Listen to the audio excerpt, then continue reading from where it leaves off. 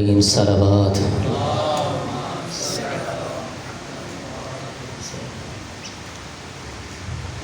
अपनी अपनी इबादत और मुनाजात और हाजात की कबूलियत के लिए बुलंद तरीन सलावत।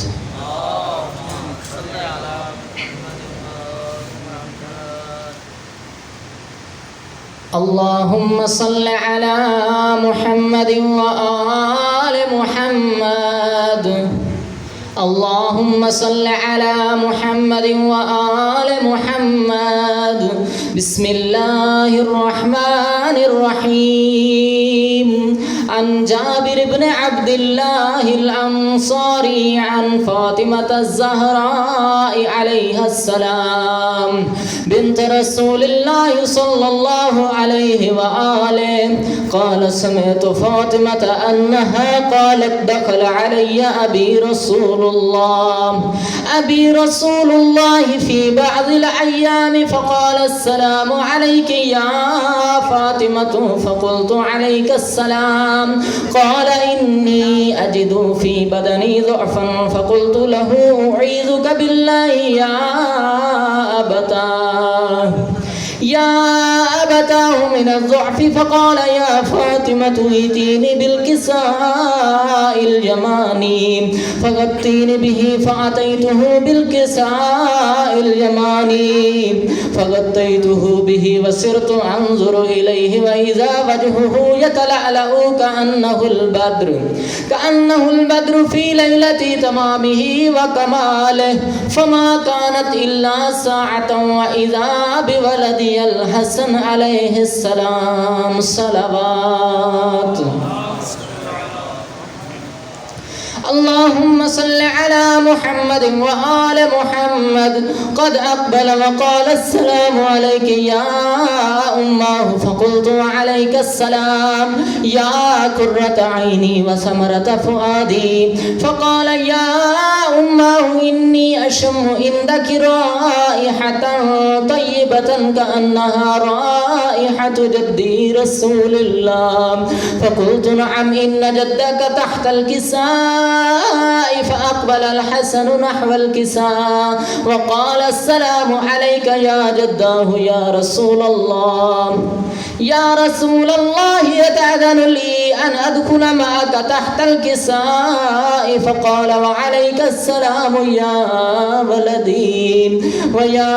साहिब हौज़ी क़द अज़नतु लक फ़दख़ल मअहु तहतल किसाई फ़मा कानत इल्ला साअतन व इज़ा बिवलदियल हुसैन अलैहिस्सलाम सलावत।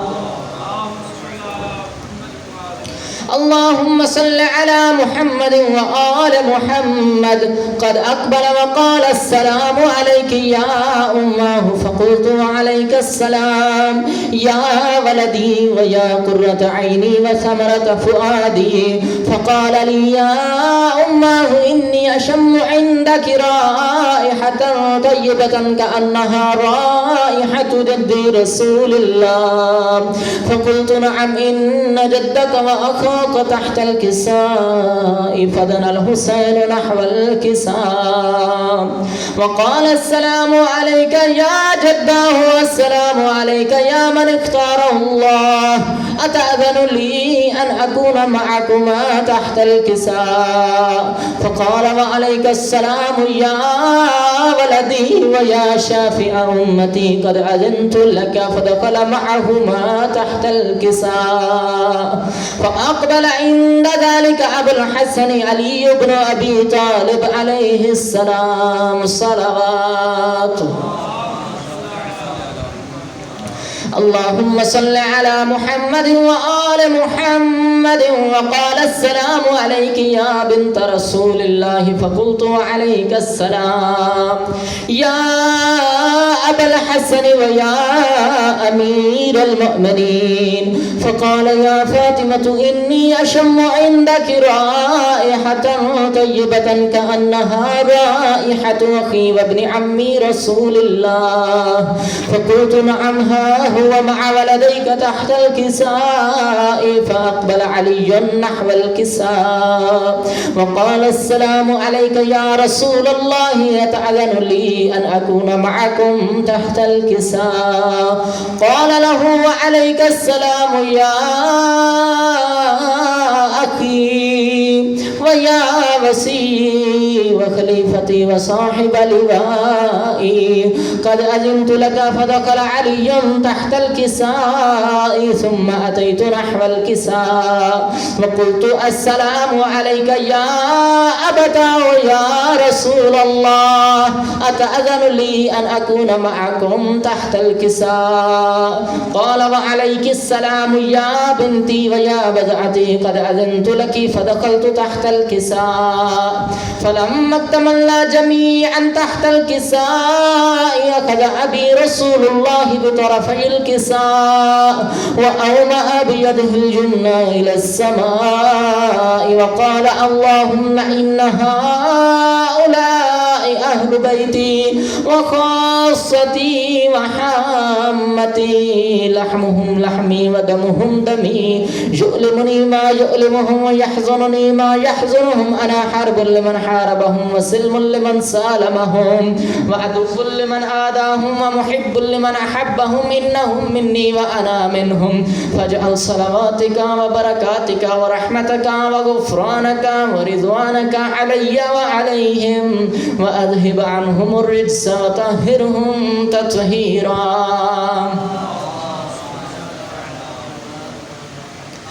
اللهم صل على محمد وآل محمد فقال الله عز وجل يا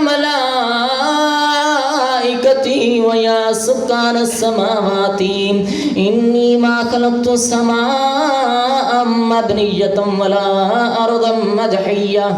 ولا قمرا منيرا ولا شمسا مضيئة ولا فلكا يدور ولا بحرا يجري ولا فلكا يسري إلا في محبة هؤلاء الخمسة الذين هم تحت الكساء فقال الأمين جبرائيل يا ربي ومن تحت الكساء فقال عز وجل هم أهل بيت النبوة ومعدن الرسالة هم فاطمة وأبوها وبعلها وبنوها صلوات اللهم صل على محمد وآل محمد فقال جبرائيل يا ربي أتأذن لي أن أهبط إلى الأرض لأكون معهم سادسا فقال الله نعم قد أذنت لك فهبط الأمين جبرائيل وقال السلام عليك يا رسول الله العلي الأعلى يقرأك السلام ويخصك بالتحية والإكرام ويقول لك وعزتي وجلالي إني ما خلقت سماء مبنية ولا أرضا مدحية ولا قمرا منيرا ولا شمسا مضيئة ولا فلكا يدور ولا بحرا يجري ولا فلكا يسري إلا لأجلكم ومحبتكم وقد أذن لي أن أدخل معكم فهل تأذن لي يا رسول الله فقال رسول الله وعليك السلام يا أمين وحي الله إنه نعم قد أذنت لك فدخل جبرائيل معنا تحت الكساء فقال لأبي إن الله قد أوحى إليكم يقول بسم الله الرحمن الرحيم إنما يريد الله ليذهب عنكم الرجس أهل البيت ويطهركم تطهيرا اللهم صل على محمد وآل محمد فقال علي عليه السلام لأبي يا رسول الله أخبرني ما لجلوسنا هذا تحت الكساء من الفضل عند الله فقال النبي والذي بعثني بالحق نبيا واصطفاني بالرسالة نبيا ما ذكر خبرنا هذا في محفل من محافل أهل الأرض وفيه جمع من شيعتنا ومحبينا إلا ونزلت عليهم الرحمة وحفت بهم الملائكة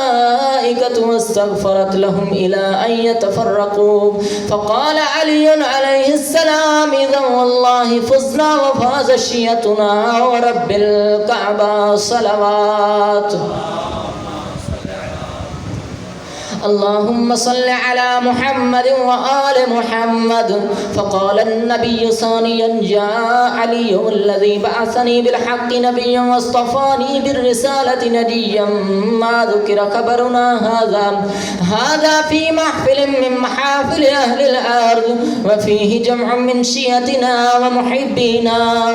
وفيهم مهموم إلا وفرج الله هما ولا مغموم إلا وكشف الله غما ولا طالب حاجة إلا وقضى الله حاجته. فقال علي عليه السلام إذا والله فزنا وسعدنا وكذلك شيعتنا فازوا وسعدوا في الدنيا والآخرة ورب الكعبة صلوات.